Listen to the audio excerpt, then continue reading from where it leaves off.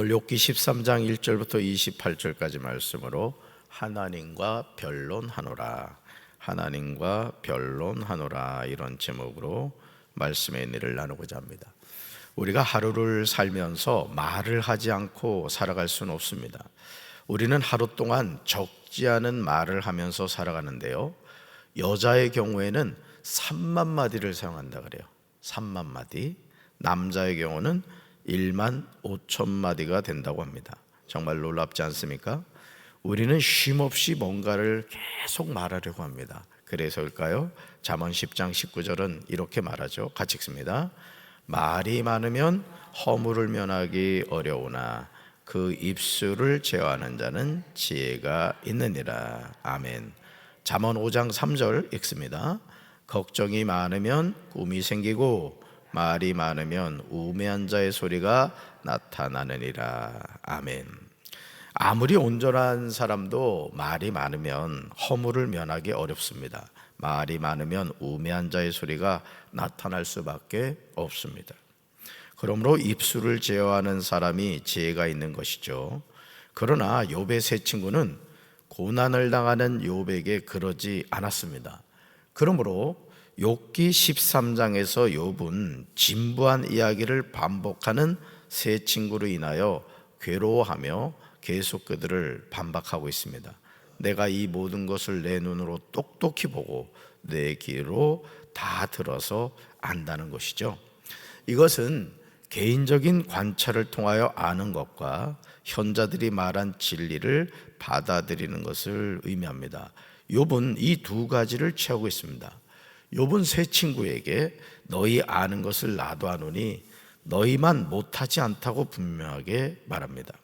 욥의 친구들이 가진 지식은 전통적이거나 원칙론에 입각해 있지만 욥은 자신에게 직접 부딪힌 실제적인 문제들을 가지고 씨름하고 있었습니다. 그렇죠? 그러니까 실제 제가 천국은 보았다, 그 책을 지금 읽고 있다고 말씀드렸잖아요. 그러니까 이 의학 박사이신 이분이 이 크리스찬이기도 해요. 그동안 임사체험자들을 연구하면서 실제로 죽음 이후에, 그러니까 의사가 사형 선고를 내린 거예요. 그런데 일정한 기간 죽은 상태였는데 이제 그 기간에 이제 천국 체험을 한 거죠. 천국을 체험하기도 하고 어떤 사람은 또 지옥 체험을 하기도 하고, 이제 그런 사람들에 대한 기록을 읽고 실제 인터뷰하면서 들었던 것과 자신이 실제 7일 동안 이제 죽었다가 천국을 다녀온 경험을 통해서 보니까 좀 다른 점이 있더라는 것이죠. 마치 그런 거예요. 욥의 세 친구가 밖에서 욥의 삶을 평가하고 자단하는 것과 실제로 욥이 그 고통 가운데 자신의 삶을 통해 이야기하는 게 같을 수 없다, 지금 이제 그 얘기를 하는 것입니다. 욥은 단순한 원칙이나 논리의 이면에 있는 하나님의 깊고 오묘하신 뜻에 관해 물음으로 번민하고 있었습니다. 이런 욥의 마음은 욥기 13장 3절에 나오죠. 참으로 나는 전능자에게 말씀하려 하며 하나님과 변론하려 한다, 이거죠. 참으로 나는 전능자에게 말씀하려 하며, 이게 중요해요. 욥은 지금 누구한테 얘기하겠다는 거예요? 전능자에게 말씀하겠다는 거예요. 누구하고 변론하겠다? 하나님과 변론하겠다. 그러니까 너희들하고 이제 더 이상 얘기하지 않겠다, 이제 이런 고백을 하고 있는 것이죠. 욥이 이렇게 말하는 이유는 세 친구가 진정한 대화의 상대자가 될 수 없다는 것을 알고서 욥은 이제 자신의 답답한 마음을 하나님께 토론하고자 하는 거죠. 얼마나 지혜로운 결정입니까? 고난 겪고 있는 친구 욥을 향하여 오히려 정죄하고 있음을 보게 되죠. 엘리바스와 빌닷과 소발은 욥이 고난당하는 이유가 욥이 죄를 지었기 때문이라고 보고 있는 거예요. 그러니까 사람이 어떤 이 바라봄이 참 중요합니다. 우리도 이걸 우리를 뭐라고 말해요? 편견이라고 말하는 게 편견. 그러니까 우리가 사실은요, 똑바로 보고 바로 보는 것 같지만은 이 편견을 가지고 상대방을 바라볼 때가 많습니다. 저 사람은 그런 사람이야. 계속 이제 그렇게 바라보듯이 욥의 세 친구는 왜 욥이 고난당한다? 욥이 죄를 지었기 때문이다. 이 안경을 벗어던지지 못하는 것이죠. 욥은 세 친구의 주장을 받아들일 수 없었습니다. 욥은 자신이 고통을 당하는 이유가 하나님과의 관계 때문이며 하나님의 진실하심과 공의로우심을 믿기 때문에 하나님과 직접적인 대면이 자신의 문제를 해결해 주리라고 소망하였던 것이죠. 사랑하는 성도 여러분, 우리는 누구나 욥만큼은 아니더라도 삶의 고난을 경험하게 됩니다. 그때 우리가 해야 하는 것은 하나님과 직접적인 대면을 하는 거예요. 아멘이십니까? 그래서 사실은 우리가 어떤 어려움을 당하고 이러면 누군가 얘기하고 싶어요. 그렇죠? 마음을 다 풀어놓고 그냥 나 진짜 이런 일이 있었는데 아주 속상해 죽겠어. 아유, 같이 사는 큰아들이 왜 이렇게 속을 썩이는지 말이야. 누구한테 이렇게 내 마음을 다 털어놓고 싶어요. 그죠? 근데 이제 문제는 뭐냐? 털어놓고 다음날 이제 강격일보에 대문짝만하게 나는 거야. 박재진이가 아내와 이런 심각한 문제가 있다더라. 익명의 제보자. 이제 그렇게 나면 말이죠. 그래서 사실은 우리가 참 마음을 터놓을 친구도 있긴 해요. 그렇지만 여러분들이 강격일보에 안 나려면 하나님 앞에 나와 그걸 토로해라란 말이죠. 아멘? 그렇습니다. 이 세상에 사람은 믿을 존재가 아니에요. 같이 사는 큰아들도 믿지 마세요. 우리는 누구만 믿어야 돼? 하나님만 믿어야 돼요. 자, 그래서 우리 인생의 문제를 해결해 주신 분은 살아계신 하나님이신 줄로 믿습니다. 아멘? 자신을 향하여 정죄하는 친구들을 향하여 욥은 이렇게 비난하고 있죠. 같이 읽습니다. 너희는 무식을 거짓말로 때우는 사람들이라고 질책합니다. 너희는 모두가 돌팔의 의사나 다름없다. 이렇게 비난하는 거예요. 너희는 무식을 거짓말로 때우는 사람들이다. 또 너희는 모두가 뭐다? 돌팔의 의사나 다름없다는 거죠. 욥의 세 친구는 스스로 현자인 채 하며 욥을 책망하였지만 진실을 거짓으로 외치라고 있었던 거죠. 그래서 욥은 차라리 그들이 침묵하는 편이 낫다고 여깁니다. 여러분, 예전에 그 정덕진인가? 그 여자분 아주 말을 유쾌하게 이렇게 잘하는 분이 있었어요. 아마 기억날 거예요. 정덕진인가? 네, 하여간 그 여자분이 있어요. 아주 호감이 가는 분인데 아주 이렇게 사람들을 치유해주고 아주 이런다고 막 인기를 많이 얻었는데 세상에 어떤 스님하고 이게 썸씽이 나가지고 말이죠. 절터를 빼앗으려고 하니 어쩌고 하면서 완전히 이제 그 매스컴에서 사라져 버렸죠. 그러니까 여러분, 오늘 우리가요, 저같이 목회라는 사람도 마찬가지입니다만은 여러분이 일상의 삶을 살아가면서도 항상 어떤 외적으로 나타나는 것에 이렇게 속으면 안 돼요. 우리 삶도 마찬가지입니다. 우리가 건강한 생활하는 것은 자꾸 이렇게 화장하듯이 겉을 포장하려고 하기보다는 우리 내면을 더 기도하고 말씀으로 내 삶을 새롭게 하고 이래야 되는 거예요. 할렐루야. 네, 그게 중요합니다. 그래서 여러분, 우리가 건강검진을 하면은 건강한 줄 알았는데 뜻밖의 병을 발견하게 되기도 하고 그렇거든요. 우리 영적인 신앙생활도 마찬가지죠. 자, 그래서 여러분, 욥은 친구들에게 이렇게 말하죠. 하나님이 너희를 감찰하시면 좋겠느냐? 너희가 사람을 속임같이 그를 속이려느냐? 이래 반문하고 있어요. 우리가 누군가의 삶에 대해서 쉽게 비난하고 정죄할 수 있지만 우리 또한 하나님 앞에서 감찰을 받게 됨을 잊지 말아야 돼요. 하나님은 사람의 감언 이설에 속아 넘어가지 않으시고 바르게 평가하신다는 거예요. 그러니까 여러분, 누군가 나를 오해할 수 있고 나 또한 누구를 오해할 수가 있습니다. 그러나 우리 하나님은 절대 그런 일이 없다는 거예요. 그래서 우리가 오늘 찬송가도 불렀습니다만 나의 갈 길 다가도록 예수 인도하시네. 여러분, 우리를 정확하게 하시고 또 우리가 이 육신의 생명이 다했을 때 우리의 삶을 정확하게 평가하신 분이 누구시다? 하나님이시다 이거예요. 할렐루야. 그러니까 지금 누군가에게 오해를 받고 있다고 한다면 억울해하지 마시라는 거예요. 왜? 나의 삶을 정확하게 아시고 평가하신 누가 계신다? 아버지가 계신다는 거예요. 할렐루야. 그렇습니다. 그래서 자신을 향하여 비난하는 친구들에게 욥은 이렇게 말하죠. 같이 읽습니다. 너희는 잠잠하고 나를 버려두어 말하게 하라고 합니다. 무슨 일이 닥치는지 내가 당하리라. 너희는 잠잠하고 나를 두어 말하게 하라는 거죠. 무슨 일이 닥치는지 내가 당하리라. 이것은 욥이 말할 수 있도록 그의 친구들이 잠잠하기를 요청하는 말이에요. 욥이 이렇게 말하는 이유는 하나님만 바라보고 살아온 욥의 삶에 일어난 모든 문제 해결이 하나님께 있음을 알고 하나님 안에서 처리되기를 바라는 욥의 신앙의 모습을 보여주고 있는 거예요.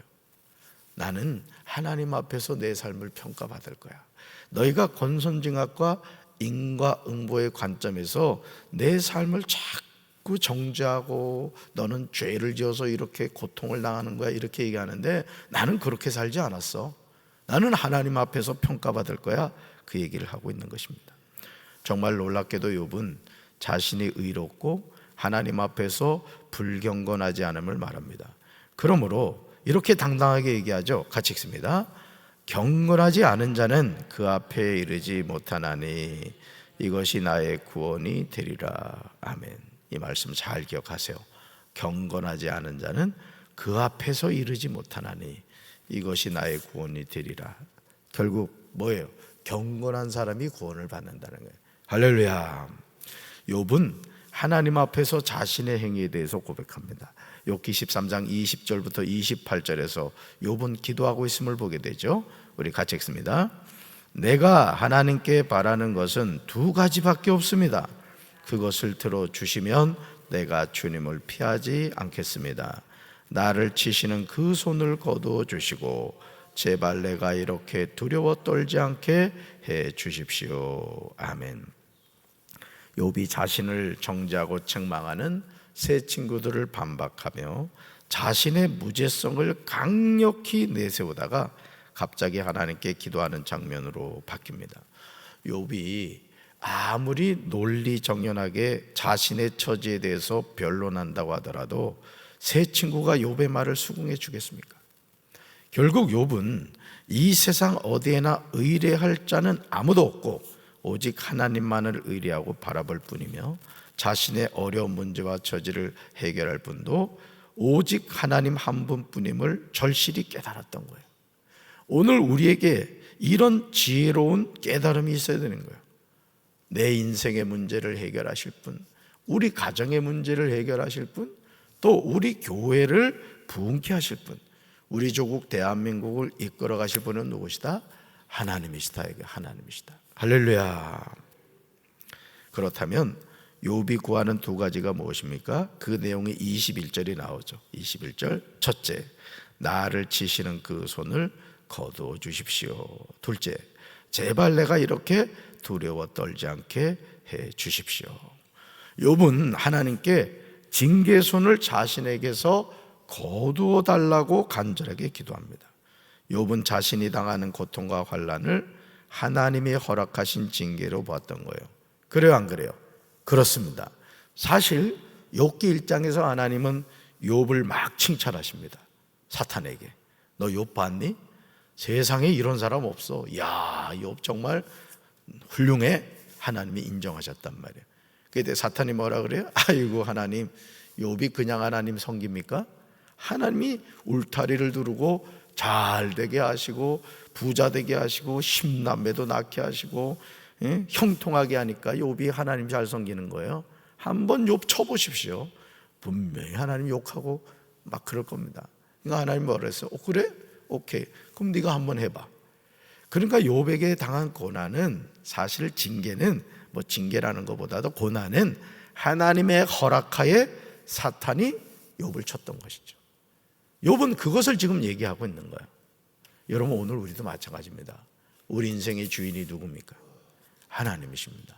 그러니까 여러분 오늘 우리가 주목해야 되는 것은 그렇구나. 내 생명의 주인은 하나님이시고 내 삶의 걸음을 이끄시는 분은 하나님이시고 그러니까 우리는 누구한테 초점을 맞추는 거예요? 하나님께 초점 맞춰야 돼요. 할렐루야. 자신이 당하는 고통과 환난을 하나님이 허락하신 징계로 보았다. 욥이 자신의 무죄성을 하나님 앞에서 나타내고 증명하기 위하여 하나님과 교통하기를 원하는 고백이 욥기 13장 22절에 나옵니다. 같이 읽습니다. 하나님께서 먼저 말씀하시면 내가 대답하겠습니다. 그렇지 않으시면 내가 먼저 말씀드리게 해주시고 주님께서 내게 대답해 주십시오. 아멘. 누구하고 대화하겠다는 거예요? 하나님과. 하나님께서 먼저 말씀하시면 내가 대답하겠습니다. 그렇지 않으시면 내가 먼저 말씀드리게 해주시고 주님께서 내게 대답해 주십시오. 욥은 하나님께서 먼저 말씀하시면 자신이 대답하겠다고 하죠. 여러분, 그 박순애 전사는 간증을 기억하십니까? 세상에 그런 사람이 어디 있어요? 그렇게 살아가는 삶이. 그렇죠? 그리고 아주 시집을 가려면 시집을 잘 가야지. 어떻게 그렇게 산도둑 같은 놈을 만나가지고 말이죠. 이게 상상할 수 없는 거예요. 상상할 수가. 그런데 그런 과정을 통해서 하나님이 온전한 과정을 회복하게 하시고 그 자신이 낳은 자녀도 아닌 그 아들 둘을 그렇게 훌륭하게 이렇게 키워가는 것을 보게 되죠. 그러니까 여러분, 오늘 우리가 살아가는 삶은요, 우리가 해석할 수 있는 게 아니에요. 하나님이 해석하시는 거예요. 할렐루야. 그리고 이 세상에서 뭐 성공했다, 잘됐다, 이게 중요한 게 아닙니다. 하나님이 보실 때 우리가 세상에서는 진짜 비천하게 살아가고 참 어떻게 보면 참 불행한 인생을 살아가는 것 같아도 하나님이 보실 때 그래, 너 잘 살았어, 너 잘했어, 이렇게 칭찬을 받아야지.